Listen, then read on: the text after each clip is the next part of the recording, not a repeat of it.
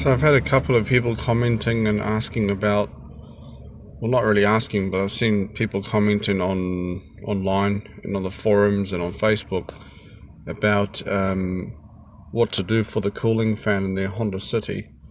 Well, basically, I've swapped out the cooling fan and I've taken out the old City, the stock one, and I put a Honda Civic radiator in it. It didn't fit in like perfectly fine. Like, it hasn't just slotted in and be able to be bolted in, and I still haven't made brackets for it either. But I'll show you what I've done, and I mean, if you like what it is, what it looks like, then yeah, you can give it a go yourself. But yeah, I'll just show you now. Let's open the hood first.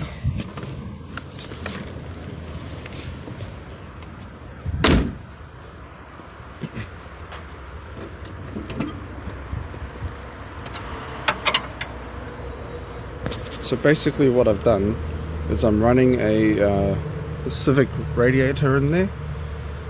It's got this is the radiator itself, it's still pretty new, and it's got a push fan in the front. So the fan's in there, just in here, and the wiring goes up over here, and that gets wired into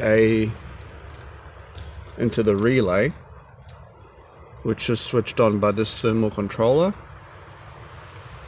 And I've set the temperature to be it's 95 that it turns on, the switch turns on, which switches on the relay, which turns the fan on. So I had to buy a new radiator cap for it as well.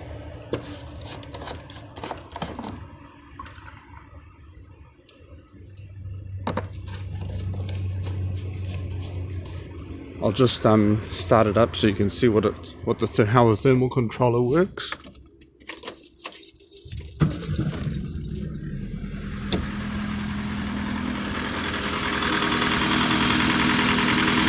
So when you set the temperature on it, you choose, you press this, that tells you that's the max. So once it gets to 93, the fan will come on, and the minimum will be 90, so it'll cool down up until the radiator gets to 90 degrees.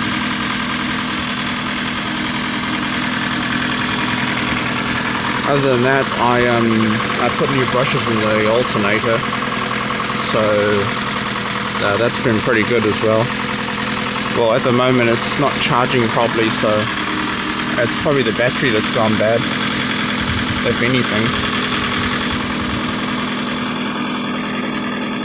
It wasn't a new battery, so. But yeah, I'll show you. When it gets to 90, the fans turn on. Sorry, 93. So.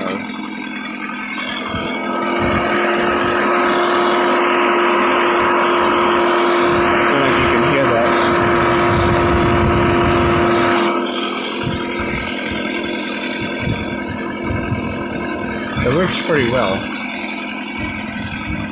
You can watch the temperature goes down as well.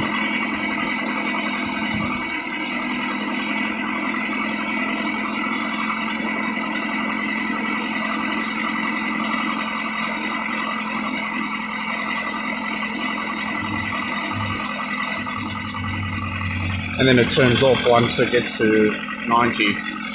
I've run the thermal switch, the thermostat goes inside behind the pipe, and then I put 2 clamps on to stop water from leaking out. But basically I need to make brackets to go on here. There's bolt holes, there's one bolt hole here, and the bracket's supposed to bolt to there. And then on this side it's sort of the same, there, and the holes there, so I've just cable tied it in for now, and it's really secure, so it seems to go right.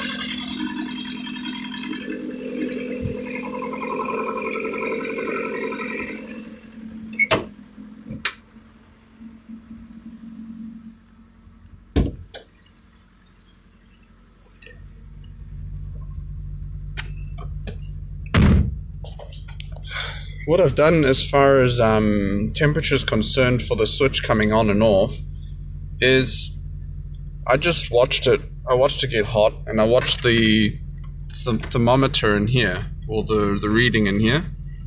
And before my old radiator went bad, this used to go to about there before the fan would come on, and when it was hot, it would always sit at this part.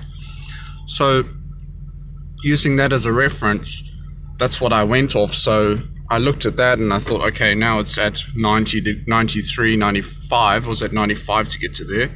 So I used that and I put it as 93, just to be safe, you know. I don't want the head getting too hot because it is an aluminium head.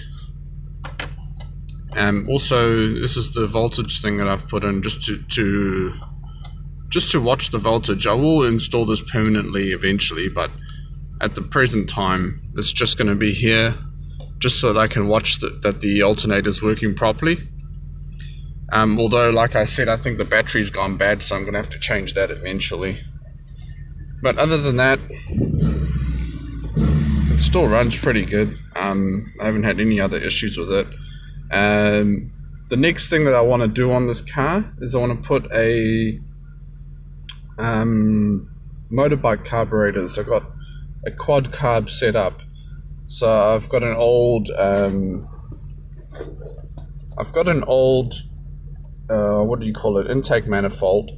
I'm going to cut off the runners of that, and then I'm going to put some either silicone hoses or radiator hoses, or the bends, and I put those on so I can run on I think it's a 20 to 45 degree angle.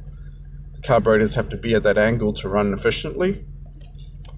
And then obviously once I do that, I'll have to swap out jets and stuff so it can run properly. But for now, that's the dream, that's the project, that's the idea, that's what I want to do. So we'll see how far I get with that.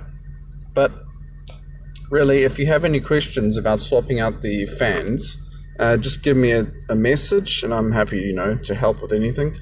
But like I said, you can measure, or like I did myself, I just measured the fan pick a part where I got it from.